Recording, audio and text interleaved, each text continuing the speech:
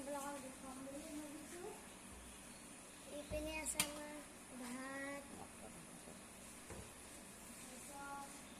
এয়া আমাৰ ভেন্দি ভাজি, ভেন্দি লৈছোঁ, ভেন্দি ফ্ৰাই, এয়া আমাৰ খুতৰা, এইপিনে আছে আমাৰ চালাড লৈছোঁ, এয়া আমাৰ মাইচাং, আমাৰ কেইটামান মগু লৈ লৈছোঁ ভাতত খাবলৈ, মগু আৰু আছে আমাৰ দালি,